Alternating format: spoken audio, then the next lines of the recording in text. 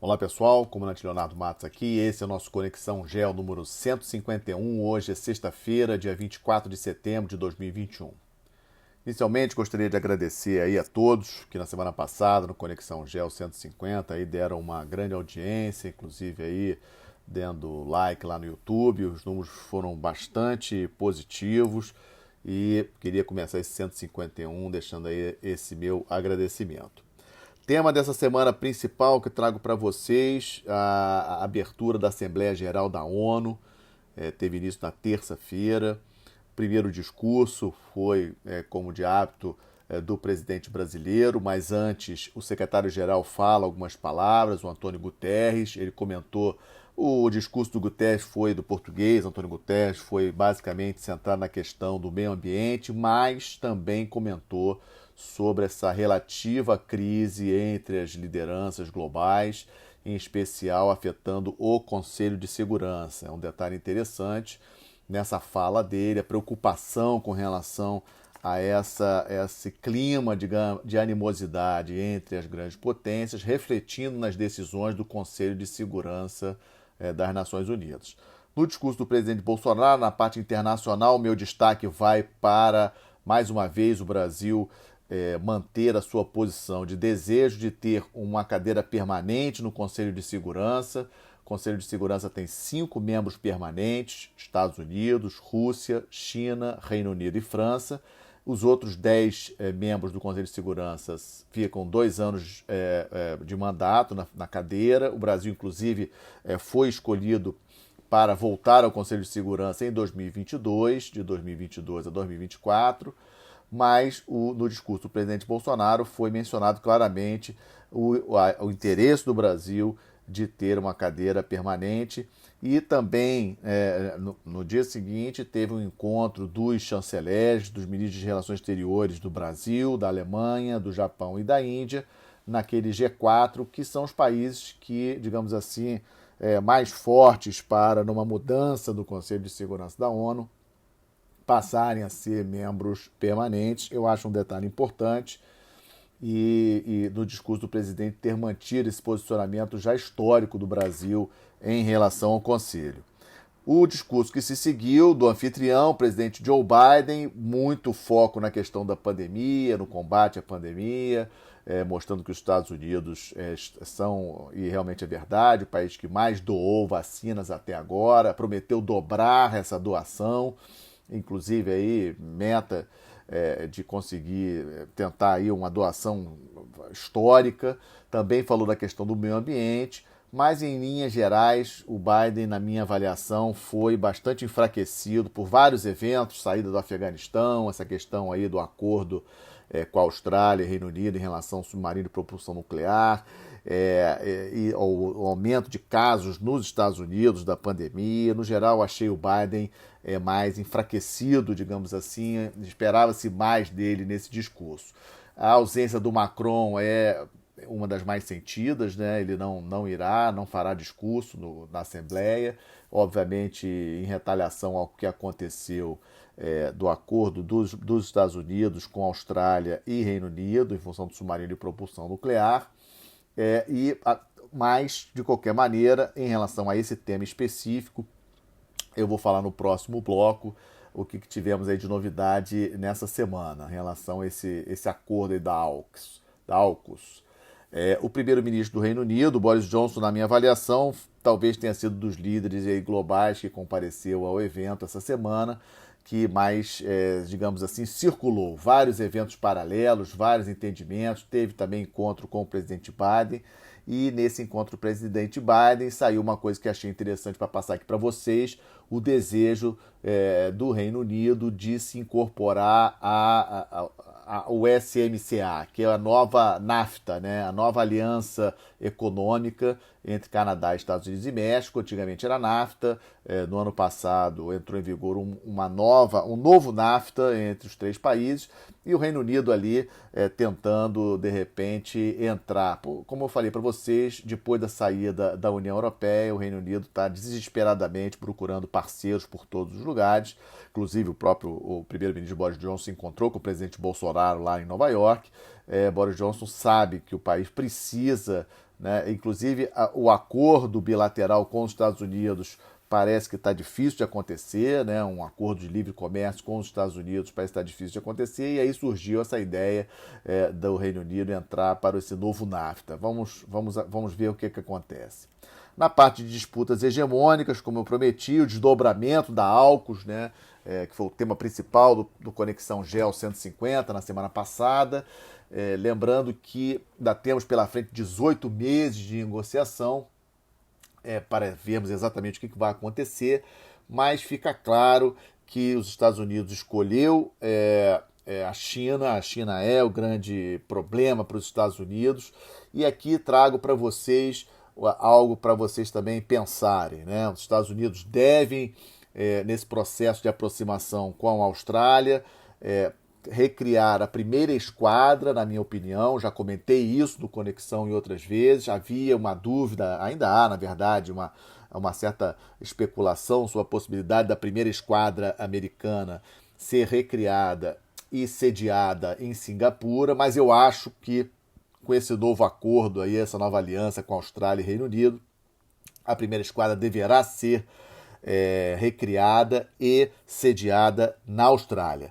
Ou seja, a Austrália, na verdade, ela fica ali muito mais exposta do que ela já estava, né? A Austrália sempre teve uma relação muito forte com os Estados Unidos, uma parceria estratégica muito forte, mas agora, com essa nova aliança aí, com relação ao submarino de propulsão nuclear australiano, a Austrália fica muito mais em evidência, muito mais exposta, na verdade, né? Uma outra coisa que trago para reflexão também é a questão se essa AUKUS e os impactos dela na OTAN, né, principalmente pelo fato do presidente Biden não ter negociado isso com o Macron, presidente francês, antes, né? Inclusive, nessa quarta-feira agora, os dois falaram ao telefone. O presidente francês concordou em mandar novamente de volta o seu embaixador para os Estados Unidos, né? O embaixador francês tinha voltado para Paris, é um movimento aí tradicional na diplomacia, demonstrando que não gostou do que aconteceu. O Macron prometeu devolver o embaixador, mandar de volta o embaixador francês, e os dois, Macron e Biden, combinaram de se encontrar no final de outubro na Europa e acordaram também de que acertar um canal, digamos assim, de comunicações entre os dois países para assuntos de alto interesse, etc. Mas, na verdade, isso tudo retórica, né? O que aconteceu mesmo que os Estados Unidos fez uma escolha, e a escolha dele foi para total contra a China, e a prioridade é a China. Eu vejo um pouco essa decisão de criar essa aliança com a Austrália, com o Reino Unido, muito relacionada com a ida do Biden em junho para a reunião do G7 que ocorreu lá no Reino Unido, e depois a reunião da OTAN que aconteceu em Bruxelas. Vocês lembram que eu comentei aqui que no statement, na declaração final da reunião da OTAN, por exemplo, a Rússia apareceu muito mais vezes no documento final do que a China, né? Mostrando claramente que os países membros da OTAN, a grande questão para eles é realmente a Rússia e não a China. Eu acho que isso aí foi um recado, os Estados Unidos levou isso para casa, viu que na verdade, ele tem dúvida se pode contar com seus aliados europeus contra a China. E talvez isso tenha impulsionado o Biden e o governo americano nessa aproximação e nessa aliança, mesmo contra os interesses dos franceses. Um tema muito importante para nós acompanharmos. Outro tema aqui das disputas hegemônicas: os militares de alta patente da Rússia e dos Estados Unidos se reuniram essa semana na Finlândia. Os dois chefes de Estado-Maior das Forças Armadas, tanto dos Estados Unidos como da Rússia. O encontro durou várias horas lá na Finlândia. É sempre interessante nós acompanharmos esse tipo de evento. Os dois países aí são, sem sombra de dúvidas, países muito relevantes no sistema internacional. Mas interessante também que essa semana exercícios conduzidos pela Rússia lá na Crimeia e pela OTAN também ali junto à Ucrânia. Esses exercícios, o Rapid Trident, deve ocorrer até o dia 1º de outubro. Ou seja, os generais se encontrando lá na Finlândia, acertando algumas coisas, mas os treinamentos militares ocorrendo bem próximos um dos outros ali, próximo do Mar Negro. Um outro tema também que me preocupa bastante, disputas hegemônicas nessa semana, mas especificamente em relação aos Estados Unidos, a questão dos refugiados, dos migrantes cruzando a fronteira do México, especialmente essa semana a questão dos haitianos. Vocês lembram que o Haiti é o país mais pobre do continente americano, sofreu recentemente um terremoto aí, de grandes proporções, tem vivido uma crise econômica, social seríssima, e em torno aí de 13 mil migrantes estavam lá numa cidade fronteiriça americana ali no Texas, junto ali com o México, e vimos essa semana algumas cenas bastante violentas ali de agentes americanos, inclusive a cavalo, chicoteando alguns migrantes haitianos. Então essa cena saiu na televisão, ficou bastante... Foi muito ruim aí para a imagem dos Estados Unidos, essas cenas. E para piorar a situação, os Estados Unidos então começou a repatriar esses migrantes de volta para o Haiti, esses haitianos que fugiram do Haiti pela situação terrível que está o país, e de repente o próprio embaixador, o Daniel Foote, que é o enviado especial dos Estados Unidos para tratar do tema do Haiti, acabou renunciando à sua posição essa semana. Mandou uma carta para o secretário de Estado, o Antony Blinken, discordando da maneira como os migrantes haitianos foram tratados na fronteira com os Estados Unidos, e renunciou ao cargo. Algo bastante forte. Ou seja, essa semana, na minha opinião, não está sendo uma boa semana novamente para a diplomacia americana, para a postura americana, para a imagem que os Estados Unidos passam pelo mundo, por esse evento aí na fronteira com o México especialmente, e para o discurso fraco que o Biden fez na Assembleia Geral. Terceira parte do nosso Conexão Geo, balanço da pandemia. O meu destaque é pelo anúncio que foi feito pelo presidente Biden em relação à doação de mais vacinas. Muito bom, muito importante esse anúncio. Hoje, talvez um dos temas mais relevantes nesse tema da pandemia é, digamos assim, a grande diferença entre as grandes nações, os países ricos e os países pobres, em termos de vacinação.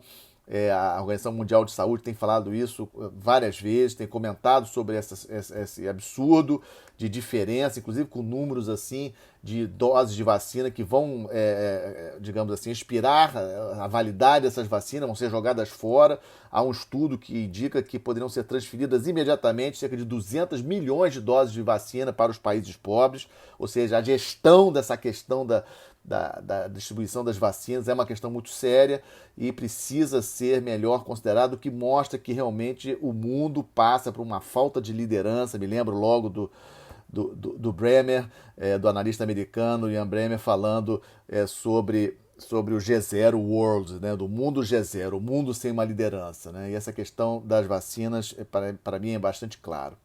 A quarta parte do Conexão Geo, estamos de olho. Começo com importantíssima reunião hoje em Washington dos líderes do Quad, né? Lembrando o Quad, Estados Unidos, Austrália, Índia e Japão. Pela primeira vez os líderes dos 4 países vão se encontrar. Até hoje já tinham feito reuniões via internet, mas nunca estiveram presencialmente. Oficialmente o tema, vários assuntos serão tratados, não tem China no tema, digamos assim, na pauta oficial, mas na verdade o grande tema é China, né? Como esses 4 países vão se posicionar. Acredito que o Biden vai explicar um pouco a questão do Quad, né? Ou seja, dessa aliança, o AUKUS, essa aliança com o Reino Unido e Austrália, devem explicar para os seus companheiros aí do Quad, e pode ser que surja alguma coisa tipo um Quad Plus para incorporar o Reino Unido, ou um Quad Plus Plus incorporando o Reino Unido e França. Seriam 6 países. Essas são algumas especulações, vamos ver o que sai da reunião de hoje. É um tema realmente importante, temos que estar de olho. Também estamos de olho nas eleições na Alemanha, vão acontecer no domingo. Lembrando que a Angela Merkel não continuará no poder. Ela assumiu como chanceler, primeiro-ministro da Alemanha em 2005, ela não continuará, e a eleição está bastante disputada. Centro-esquerda, por enquanto, na frente. Últimas pesquisas de ontem, 25% para centro-esquerda, 23% para centro-direita, que é o partido da Merkel, e 16% das intenções de votos para o Partido Verde em terceiro lugar. Vamos acompanhar, eleições ocorrem nesse domingo, dia 26.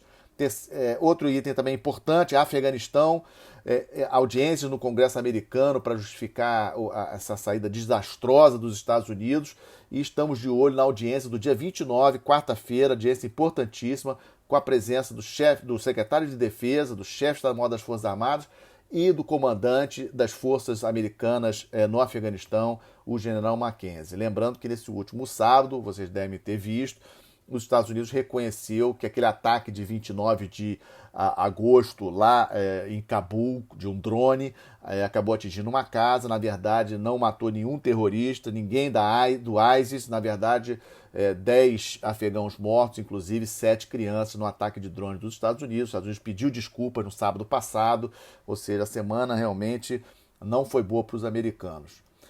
E o último tema aqui do Estamos de Olho, Venezuela, um anúncio importante essa semana dos Estados Unidos, de uma doação de 336 milhões de dólares para apoiar os mais necessitados na Venezuela e os mais de 5 milhões de refugiados.